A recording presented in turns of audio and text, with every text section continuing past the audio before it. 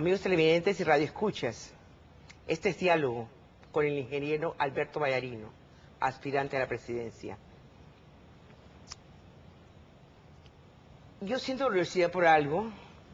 Cuando la venta del Banco del Istmo, el comentario general fue que el gobierno nacional había modificado la ley para que ustedes no tuvieran que pagar impuestos, o por lo menos no una cantidad tan grande. ¿Eso es cierto? Luz María, es todo lo contrario. Se modificó la ley porque ninguna OPA en Panamá había pagado impuestos hasta la fecha. ¿Por qué? Porque tenemos un ordenamiento jurídico que exime de impuestos las transacciones de venta de valores, de acciones que se hacen a través de la Bolsa de Valores de Panamá. Legislación que aún está vigente. Todos los días se hacen transacciones en bolsa libres de impuestos. Y se había vendido Cemento Panamá, la Cervecería Nacional, Barú, la Coca-Cola, se había también vendido Multiholding y simplemente no se habían pagado impuestos. Con esta ley el gobierno aseguró cobrar impuestos por primera vez en una OPA y recaudó 90 millones de dólares. Y fíjate que después se dio otra OPA de una empresa bancaria similar y no pagó esos impuestos porque la vendieron a pedacitos. Nosotros, en Banismo, pudimos haber vendido el Banco de Costa Rica por separado, Banex, BGA en Honduras, Salvadoreño en Salvador, los bancos en Colombia y en Nicaragua, por separado, como se hizo esa transacción de Cuscatlán Panabank. Y yo quisiera que esa persona que salió muy públicamente a atacar esa ley y esa falta de impuestos, fueran honestos con nosotros y nos dijera qué porcentaje de ese banco tenía y cuánto pagaron de impuestos. Así que en la realidad, aquí se hizo una campaña sin ningún fundamento, porque en realidad las transacciones de venta de acciones por bolsa siguen siendo libres de impuestos. Nadie conoce el precio de adquisición de los más de 3.000 accionistas de Banismo, más de 3.000 en ese momento, y sigue siendo la única OPA que ha pagado impuestos. Si esa ley hubiese estado vigente y se hubiera aplicado incluso en la transacción de Cuscatlán Panabank, el gobierno hubiese recaudado 125 millones de dólares adicionales. Usted sabe que yo recuerde, Banco del Istmo era sinónimo de ingeniero Alberto Vallarino, un joven panameño especialista en fusiones y adquisiciones, que había hecho de esa entidad bancaria panameña, que era pequeñita cuando empezó, una institución que cubría todo el área. No obstante, un par de meses después de la venta, corrió un rumor que los activos eran ligeramente diferentes a los que señalaba el balance de situación. ¿A qué se debió esta percepción? Eso me alegro, me lo preguntes nuevamente. HSBC lo ha dicho una y otra vez, que está muy complacida, muy contenta con la compra que hizo de Banismo. Y ha explicado que sus políticas contables son diferentes a las que utilizábamos nosotros, supervisados por la Superintendencia de Bancos de Panamá y auditados por PricewaterhouseCoopers.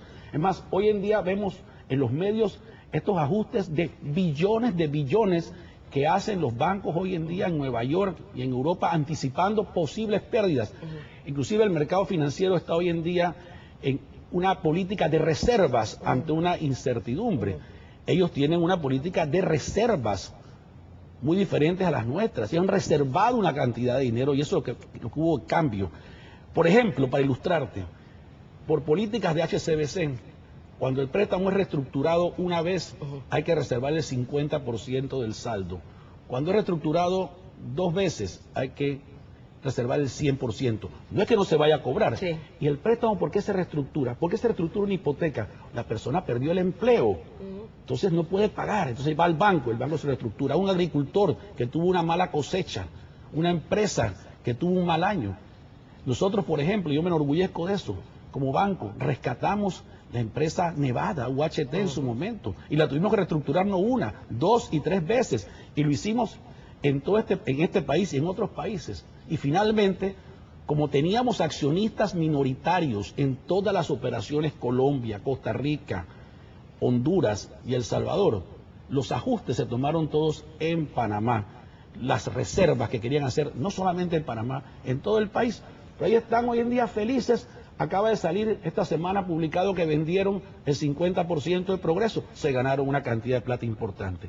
Y yo sé que no lo puedo divulgar por razones de confidencialidad bancaria, que han vendido una serie de acciones y de inversiones a muy buenas ganancias, millonarias, acciones que tenían también en cartera, que ellos habían puesto en cero en su momento. O sea que ahí no hay nada más que una transacción positiva de beneficio para los compradores y por supuesto para los vendedores, que fuimos más de 3.000 panameños que están muy contentos con el rédito de esa inversión que tuvieron, de esa confianza que depositaron en la Junta Directiva de Banismo en su momento.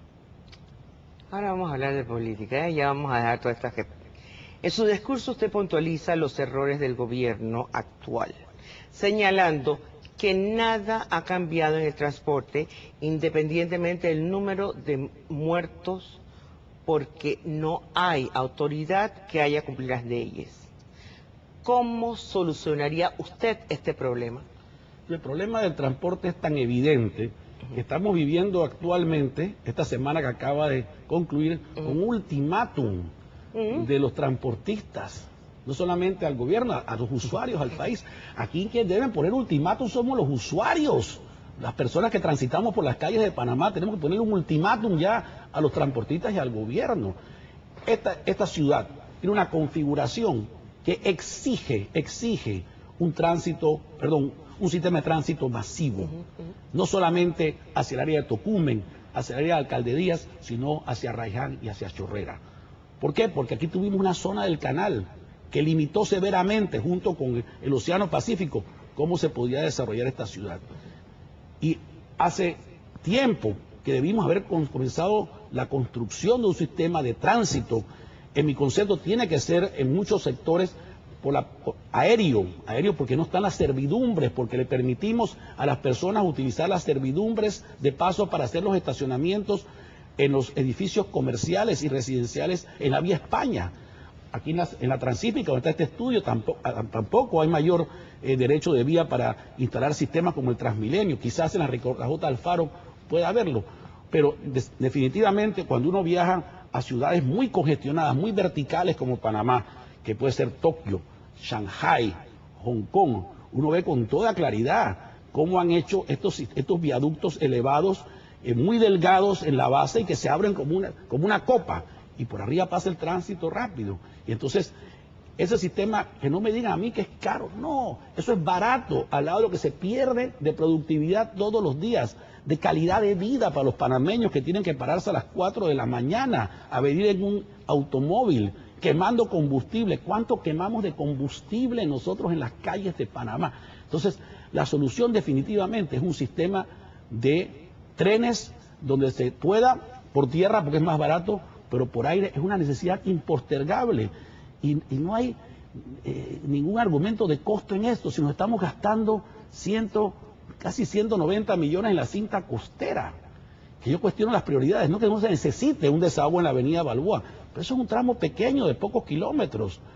Veamos los miles y miles de panameños que vienen del este y del oeste a trabajar al centro de la ciudad, que mientras no tengamos un sistema de tránsito masivo, mientras seamos rehenes de este sistema de transporte, que sabemos de dónde viene de los tiempos de la dictadura, de ese padrinazgo político, ese control con los cupos, olvidándose del usuario, exigiendo más y más. ¿Cuántos subsidios se le siguen dando? Se nos olvidaron ya los préstamos, los 30 millones que votó el Banco Nacional de Panamá en su mayoría. O sea, ya está bueno, ya es momento de decir basta ya. Este diálogo con el ingeniero Alberto Vallarino, aspirante a la presidencia de la República de Panamá.